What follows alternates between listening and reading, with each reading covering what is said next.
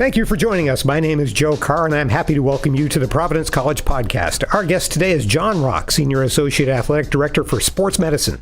From injury treatment to rehab and recovery to conditioning, sports medicine is all about caring for student athletes.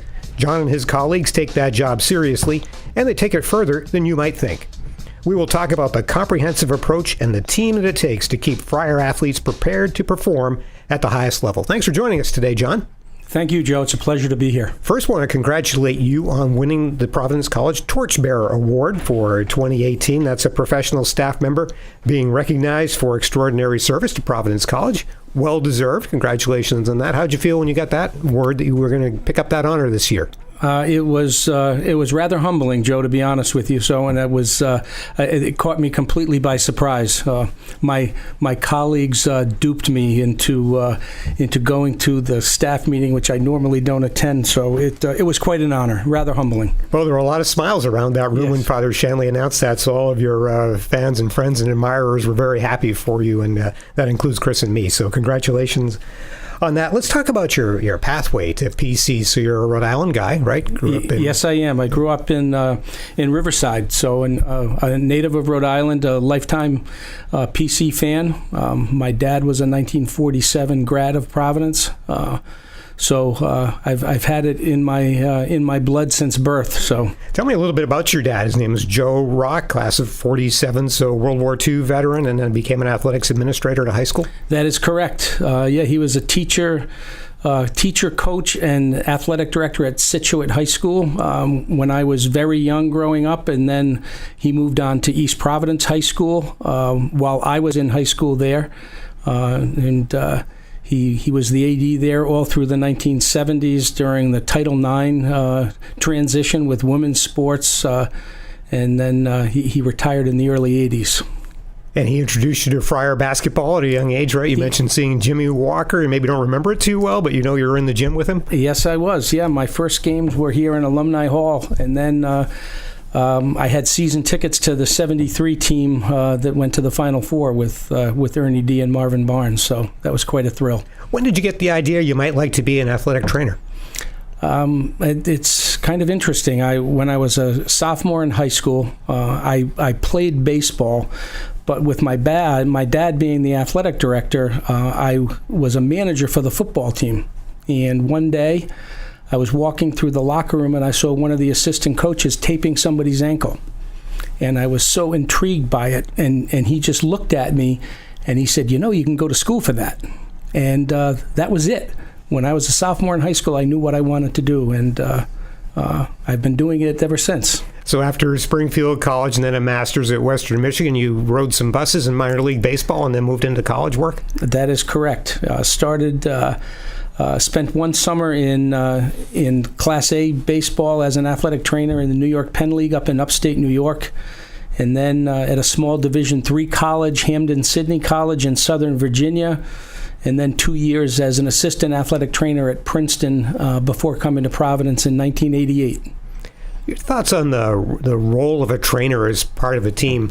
Many years ago, I traveled for several years with a college hockey team, to broadcast their games and observed that the trainer really had an important role to play in the sort of society of the team. He could be sort of a buffer between the coach and the players, somebody the players came to with different kinds of issues and concerns they perhaps couldn't take to the coaches. What are your thoughts on that and what a trainer means to a team? Well, it's you hit it on the head. The athletic trainer is part of the coaching staff, yet not a coach. Certainly not a student athlete, but oftentimes becomes the confidant for most student athletes. The training room becomes the place where student athletes can vent frustrations, can share jokes and have a good time, and it's an opportunity for them to be away from the grind, so to speak, from their sport. So it's a unique position because you're caught in the middle. You are part of the staff, and it's important that you communicate to coaches what's going on with their student athletes, and at the same time there is often information that you keep away from the coach because you want to work it out with that student athlete, and you need to earn the trust of the student athlete in order for you to be able to do your job effectively. At the same time, I would guess there's a great deal of satisfaction when the team succeeds because the trainer is a part of the team. Without a doubt, and I've often said, I've never scored a goal or hit a home run or made a big save, but I absolutely I am thrilled with the victories, and I share the agony of defeat. And if you were to talk to any of the coaches that I have ever worked with, they would share with you that I'm rather passionate on the sideline, and I often let officials know what I think of them. A little bit less so with basketball because you're a little too close to them. So. Let's talk a little bit about your job. So it's sports medicine. You oversee a substantial staff. It's not just trainers, it's strength and conditioning coaches. Well, you tell us, what does this all involve in the Friar athletics environment? Well, it is rather all-encompassing, and it has changed so much in my 38 years in the profession. I do administratively, I oversee our strength and conditioning program. We have 5 full-time strength coaches plus a graduate assistant, and we have 9 certified athletic trainers on staff. Each one are assigned specific sports here at PC. We have primary care team physicians. We have orthopedic surgeons that come into the training room on a weekly basis. We have chiropractic, we have massage therapy, we have sports nutrition and dietitian, we have a sports psychologist. So it is a multitude. It's a multi-pronged approach in dealing with our student athletes, and our overall philosophy is to deal with the whole person, not just the injured part. So we want to try to take care of them physically and emotionally. So let's talk a bit about the emotionally supporting student athletes emotionally as you bring that up here, because there's a now famous phrase, "You're never alone in Friartown," which you coined earlier this year or late last year. It was part of an event where Shamiqua Holdsclaw and Katie Fagan, Holdsclaw, of course, former WNBA star, and Katie Fagan, an ESPN reporter and an author, came to campus with a presentation you were very involved in. So this idea of providing for this mental health support and emotional support of student athletes is really ingrained in what you're doing now. How did that come about, and why is it so important? Well, again, I've often said that the thing that I have been trained in the least and I do the most is psychology. When you're dealing with an injured athlete, it's a unique circumstance for them. Most of our student athletes have never been injured before. They've never been taken away from the thing that has driven them to be a Division I college student athlete. They want to be participating, and most of the time the injuries are minor, but we do deal with season-ending, sometimes career-ending injuries, and when that happens, you really have to look at the psychological and the emotional side of things and how student athletes respond to that.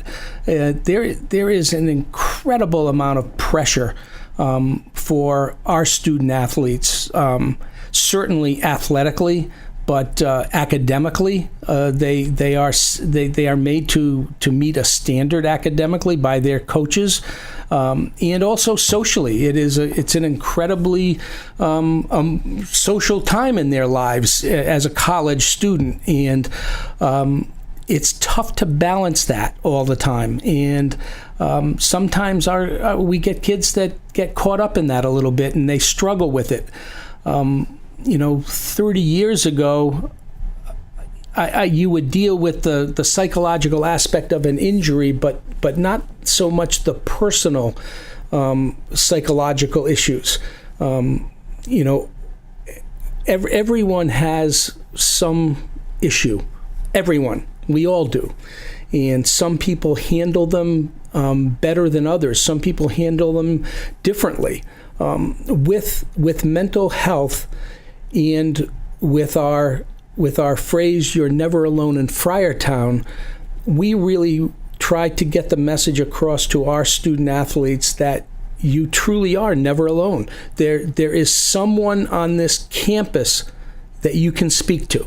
It doesn't have to be a coach. It doesn't have to be an athletic trainer. It doesn't have to be someone in the athletic department. It could be someone in campus ministry. It could be someone in administration. It could be someone in the cafeteria. It could be a security guard. We just want our student athletes to know that that they don't need to hide it. They don't need to struggle through it on their own. And the stigma behind mental health, especially with student athletes, is incredibly high. The tough it out mentality. I've got to be strong enough to handle this by myself. And what we really tried to do last year, and we will continue moving forward, is to let our student athletes know that it's not a weakness to say that you're struggling. It's actually a strength to say that you're struggling. And for those student athletes who have done that, we've been able to assist them, get them to our counseling center. We have increased our relationship with our counseling center incredibly.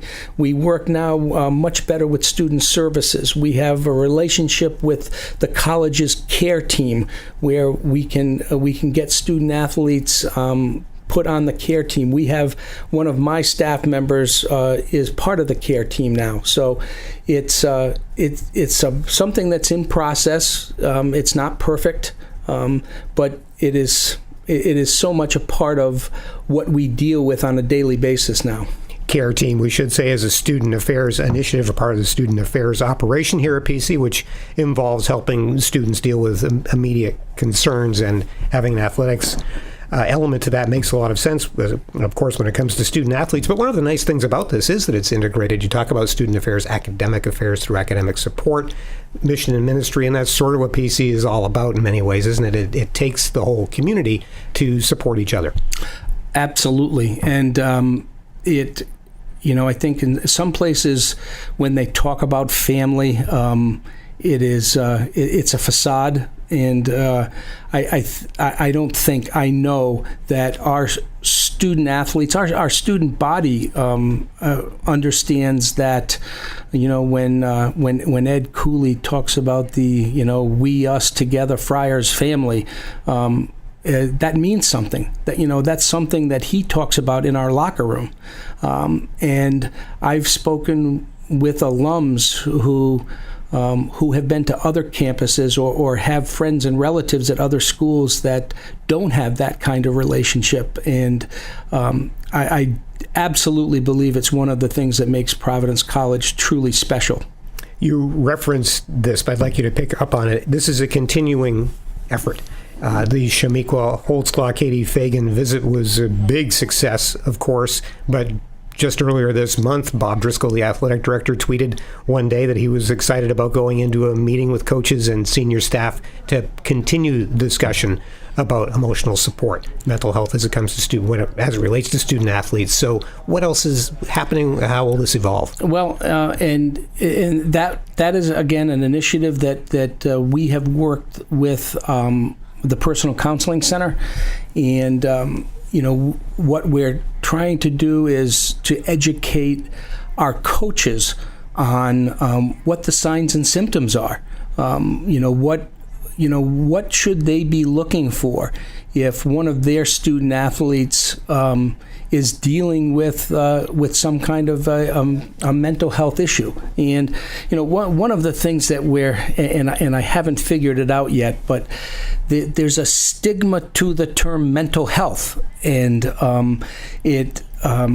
again, especially with student athletes. And I would love to come up with another phrase, brain health. I don't know. I'm not quite sure what the right answer there is. But we need to educate our coaches. just like we're trying to educate our student athletes to seek out help, we need to make sure our coaches understand that these issues are real, and it's not just suck it up and tough it out mentality from a coach's standpoint. And we've had great feedback from our coaching staff. I have to tell you, they get it. They want to know more. They understand how little they do know about it. They rely heavily on our sports medicine staff. But, we're not with them all the time either. And we rely on our coaches. We rely on teammates that see issues. So we're trying to, again, it's a multi-pronged approach. Well, this is important work, and thank you for the leadership role you're taking in it. And people listening can hear it, and I can see it. It's because you care, and that's really what it comes down to, isn't it? It is. It's, when I meet with recruits and their parents, one of the things I tell them is I'm the parent of 3 children. I have a son who was a former Division III student athlete, and I know what it's like to be a parent with a student that might not be close to home. And I try to let them know that I'm going to treat their son or daughter the way I would hope that my son or daughters would be treated if they were away at school. It is a pseudo parental role that you take. It's incredibly rewarding, and it's rewarding to maintain relationships after student athletes graduate. I'm not much of a Facebook guy, but I like to say I'm a Facebook stalker, because I follow our former student athletes and see how they have grown professionally, personally, seeing them raise their families. And it's incredibly rewarding to keep those relationships going. Let's go back to talking about the work itself a little bit, John, as it comes to treating injuries and rehabilitating athletes. And I'm interested in technology and the way that's changed. In the Canavan Sports Medicine Center here right now, you have access to some really interesting things, and in Schneider Arena, by the way, things to help students recover from injuries, student athletes, and there's more coming. How has that changed your work over the course of your career? Well, I think you have to stay up to date with. We're part of the medical profession. The medical profession is constantly changing in the areas of rehab, and our surgeons and the techniques that they do with surgeries. So we try to stay abreast. We go to conferences annually. The things that we have in the Canavan Sports Medicine Center now, which has been open for 11 years, with hydrotherapy, and we have an Alter G, which is an anti-gravity treadmill. Some of the things that became famous, in the Olympics with cupping. A lot of the U.S. Olympic swimmers. So we have staff members. It's the beauty of having younger staff members, Joe. It's, they've been educated in a different way than I was educated. And as we bring on younger staff members, they bring technology with them. And, it's my role to allow those different types of techniques to become part of our program. As we look out the window here, we're using Bob Driscoll's conference room to record this conversation. We can almost see the construction underway of the Ruane Friar Development Center. It will be opening phase 1 this fall, and in there will be even more updated athletic training facilities and injury rehabilitation facilities. What will we see in there, and what kind of impact will that have on student athletes in terms of their physical health going forward? Well, we are creating what we are calling an innovation lab within the Friar, the Ruane Development Center. We will have a cryotherapy chamber, which is a deep freeze 2.5 to 3 minute cold therapy treatment in 140 degrees below zero, liquid nitrogen. It sort of looks like this science experiment. We're going to have sensory deprivation float pods, which are designed for relaxation and healing. You actually float in hot water filled with Epsom salts, and you can actually fall asleep or listen to music, and it's designed for relaxation and for healing injuries. One of the latest trends in sports science is sleep deprivation, and it really is prominent amongst college student athletes with their academic schedules, with their social schedules, that not very many of our student athletes, get 8 hours of sleep. So we're going to have nap pods where student athletes can come in between classes if they have time, and they can lay in this funky 22nd century looking device and put on a set of headphones and listen to some soothing music and take a nap. Recovery is a huge component now in sports medicine, so we're going to have an entire area dedicated to recovery with recovery pants and reclining chairs, anti-gravity chairs.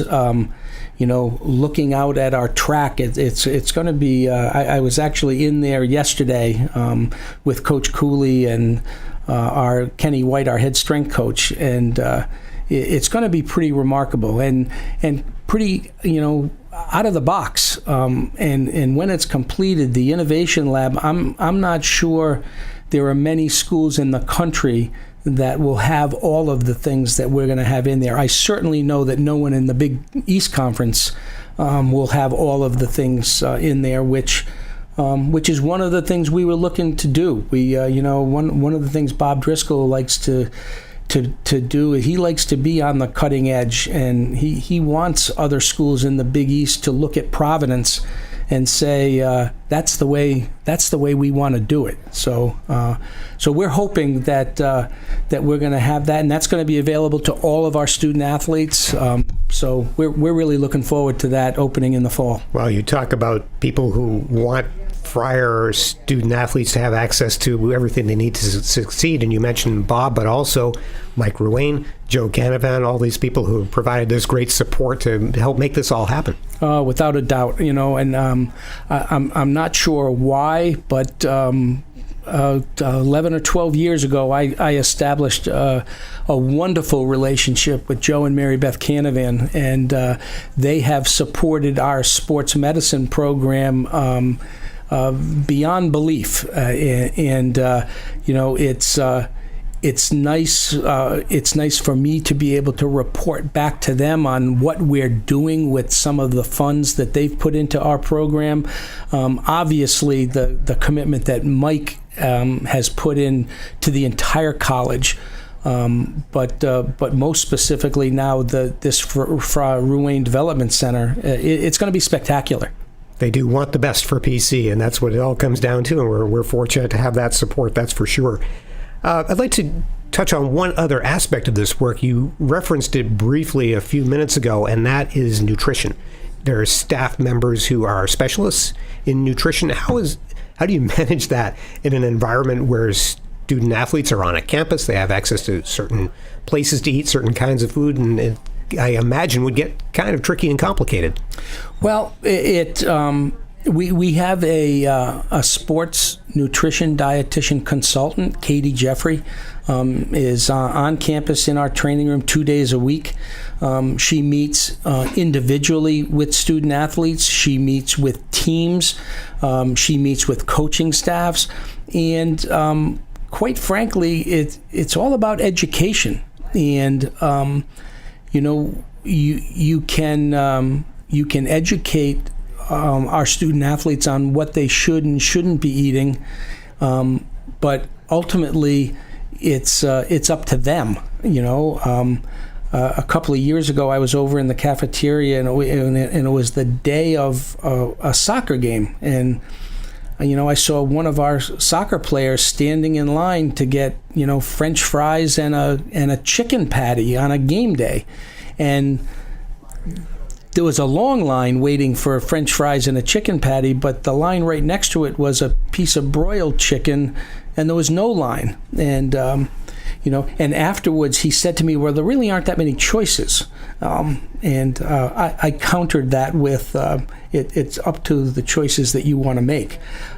So it is a difficult process. They are young adults, and most of them off on their own for the first time and getting to choose what they want to eat, and they don't often make the best decisions. So it's like everything, Joe. What we try to do is we try to give them as much information as we possibly can from an education standpoint, and ultimately it's up to them. And it's really cool when you see the kids that take that, and they take that information, and when you watch them develop over 1, 2, 3, 4 years with what they're doing from a nutritional standpoint, what they're doing from a sleep standpoint, what they're doing from a strength and conditioning standpoint in the weight room with our coaching, our strength coaches.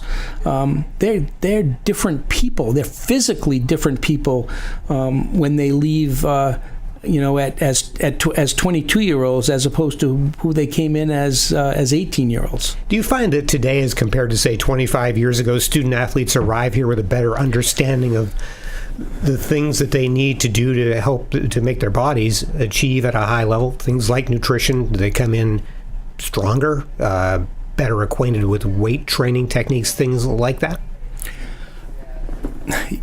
Yes and no. I hesitate in answering that because, yes, I think they come in bigger, stronger, faster. They've done more from a strength and conditioning standpoint, maybe from a nutritional standpoint in high school.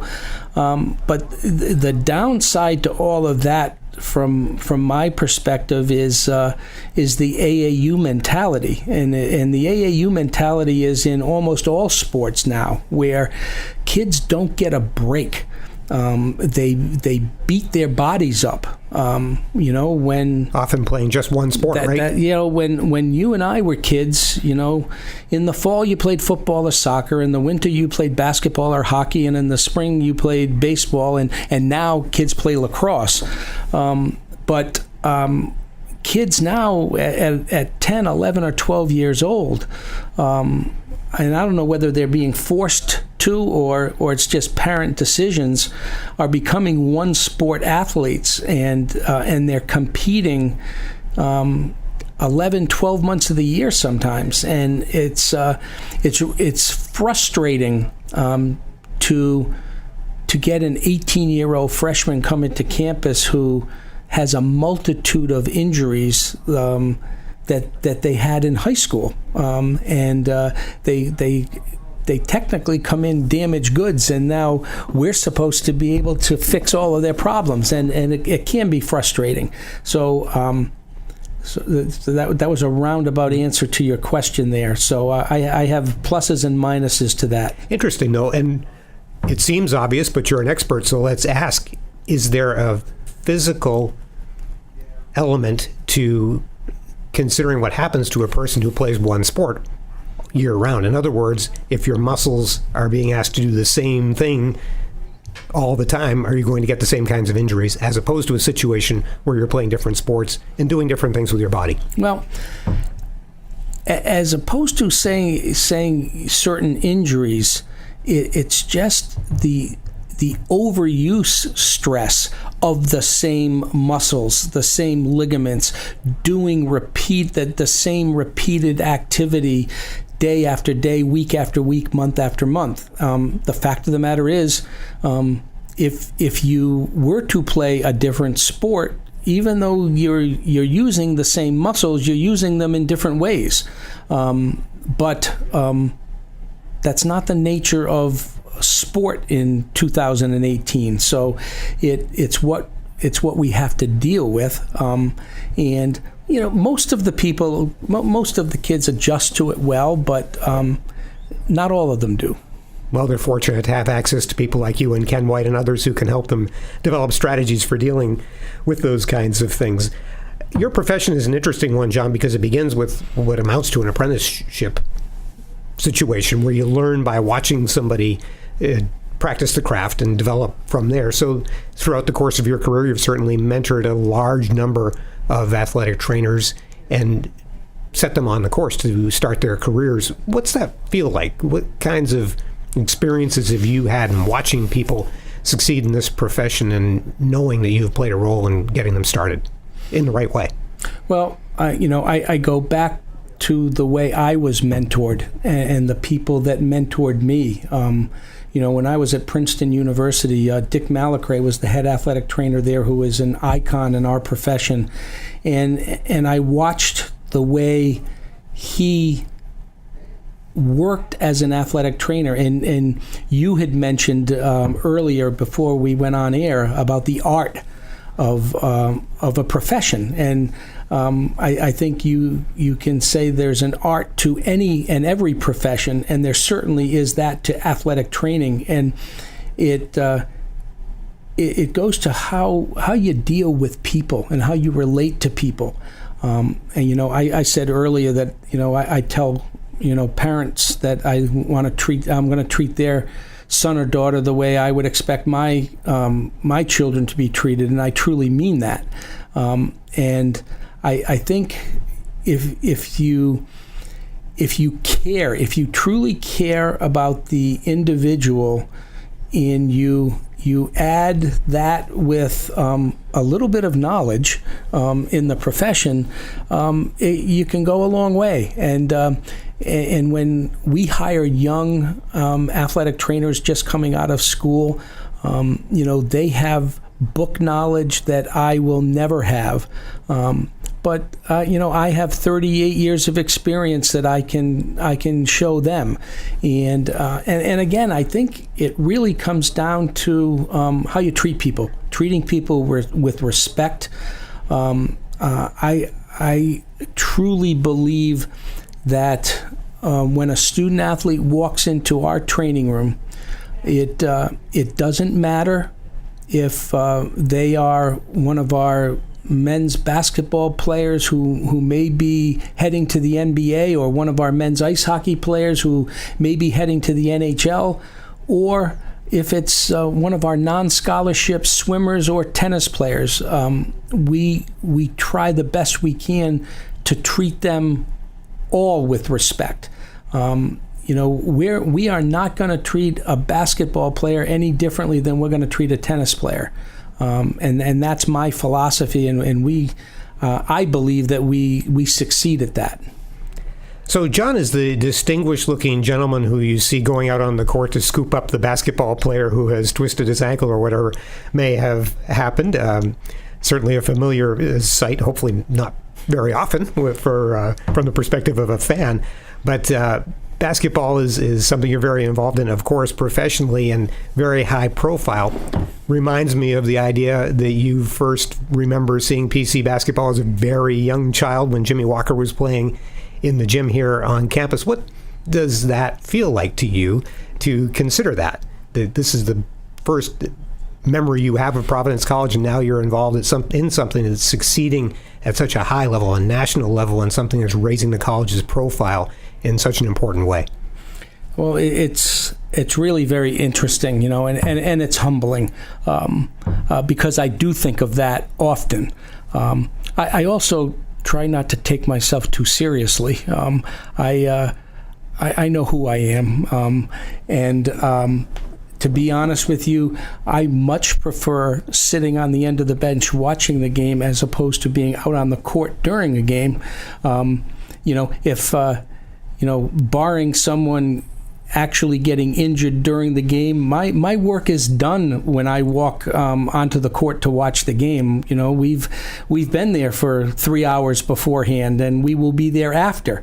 So, again, I shared, Pete Luthas was the athletic trainer when I was a young boy watching PC play. And when I first came to Providence in 1988, I had the opportunity to meet Pete, and that was a thrill for me.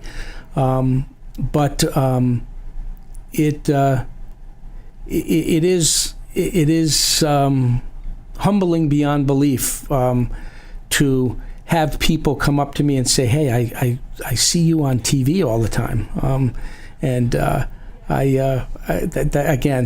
that's not really what I do it for. That's not what I'm in it for. But it is what it is when you're involved with Providence College men's basketball, for sure. So you sort of try to take it and try to remain humbled. Well, even brighter days are ahead for Friar men's basketball and Friar sports in general. You're a big part of that. So congratulations on all of that. Thanks for all that you do. And thanks for talking with us today. This has been a lot of fun.